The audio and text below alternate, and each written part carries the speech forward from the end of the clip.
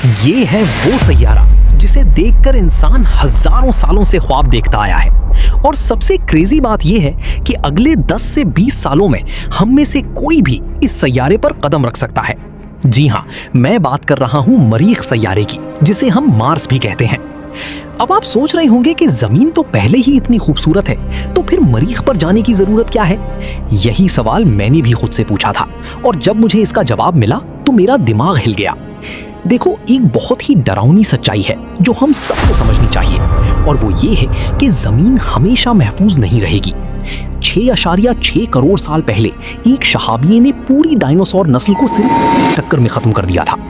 अब सोचो, अगर ऐसा कुछ आज हो जाए तो पूरी इंसानी तहजीब एक झटके में खत्म हो सकती है। इसीलिए दुनिया के बड़े साइंसदान और विजनरी लोग कहते हैं कि इंसानों को मल्टी प्लैनेटरी स्पीशीज बनना होगा, यानी एक से ज्यादा सियारों पर रहना होगा, वरना हमारा मुस्तकबिल बहुत रिस्की है। अब यहाँ एक दिलचस्प सवाल आता है कि अगर हमें किसी दूसरे सियारे पर जाना ही है तो मरीख ही क्यों? देखो, हमारे निज़ाम शमसी में 8 सियारे हैं, और इनमें से ज्यादातर या तो बहुत ज्यादा गर्म हैं या बहुत ज्यादा ठंडे, या फिर इनके पास ठोस सतह ही नहीं है, जैसे मुश्तरी और ज़ुहल जो गैस जाइंट्स हैं। अब ज़ोहरा को देखो, जो हमारा करीबी हमसाया है। वहां का दर्जा हरारत तकरीबन 450 डिग्री सेल्सियस है, जो इतना गर्म है कि सीसा भी पिघल जाए, और उसके माहौल में सल्फ्यूरिक एसिड के बादल हैं जो हर चीज को खत्म कर देते हैं। तो सादा अल्फाज में ज़ोहरा पर जाना मतलब फौरन मौत है। अब अगर मरीख की बात करें तो ये जमीन से काफी हद तक मिलता जुलता है। मरीख पर एक दिन 24 घंटे 37 मिनट का होता है, जो तकरीबन जमीन जैसा ही है। वहां मौसम भी बदलते हैं जैसे यहाँ बदलते हैं। मरीख की सतह ठोस है जिस पर हम चल सकते हैं और इमारतें बना सकते हैं। वहां पानी भी मौजूद है, बर्फ की शक्ल में कुतबैन पर और जमीन के अंदर। और सबसे अहम बात यह है कि मरीख हमसे निस्बतन करीब भी है, तकरीबन 22.5 करोड़ किलोमीटर की फासले पर औसतन। मगर अब यहाँ असल चैलेंज शुरू होता है, और वो ये है कि मरीख पर पहुंचना और वहां जिंदा रहना बिल्कुल भी आसान नहीं है।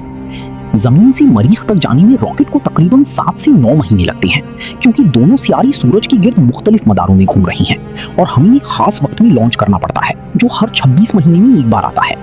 इसका मतलब ये है कि अगर कोई मिशन मरीख के लिए गया और कुछ गलत हो गया तो फौरन वापस आने का कोई ऑप्शन नहीं होता। अब जरा तसव्वुर करो कि आप मरीख पर पहुंच गए और स्पेसशिप का दरवाजा खुला और बाहर देखा। सबसे पहले आपको एक सुर्ख रंग का सहरा नजर आएगा जो हर तरफ फैला हुआ है। मरीख को रेड प्लैनेट इसीलिए कहते हैं क्योंकि वहां की मिट्टी में आयरन ऑक्साइड होता है, जिसे हम जंग कहते हैं, और यही उसे सुर्ख रंग देता है। आसमान भी अजीब सा गुलाबी भूरा नजर आएगा, जमीन जैसा नीला नहीं। अब यहाँ सबसे बड़ा मसला है कि मरीख का माहौल बहुत पतला है, जमीन के माहौल का सिर्फ 1%, और जो थोड़ा बहुत माहौल है वो 95% कार्बन डाइऑक्साइड पर मुश्तमिल है, जो हमारे लिए जहरीली है। अगर आपने स्पेस सूट उतार दिया तो आप सिर्फ 15 सेकंड में बेहोश हो जाएंगे, और 2 मिनट में आपकी मौत हो जाएगी। यानी मरीख पर बगैर खास सामान के 1 मिनट भी जिंदा रहना नामुमकिन है। दर्जा हरारत की बात करें तो मरीख का औसत दर्जा हरारत -60 डिग्री सेल्सियस है, और कभी कभार ये -125 तक भी गिर जाता है। इसके अलावा वहां खतरनाक रेडिएशन भी है, क्योंकि मरीख के पास जमीन जैसा मैग्नेटिक फील्ड नहीं है। तो सादा अल्फाज में मरीख एक इंतहाई खतरनाक जगह है जो हर तरह से इंसान के लिए चैलेंज है।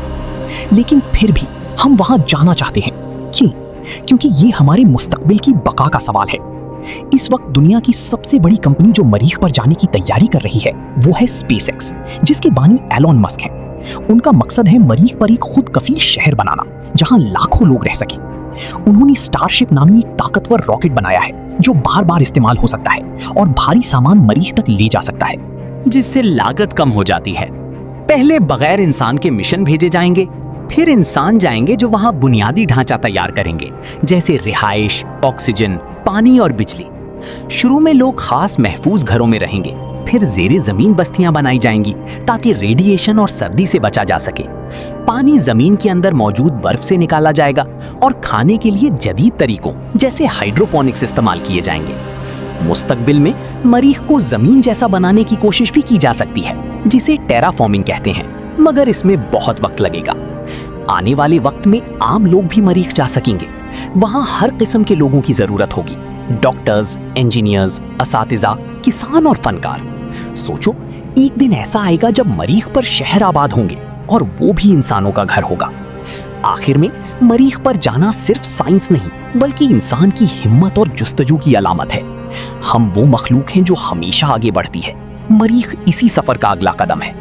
जुस्तजू जारी रखो, ख्वाब देखते रहो, क्योंकि शायद तुम ही वो इंसान हो जो एक दिन मरीख पर कदम रखेगा।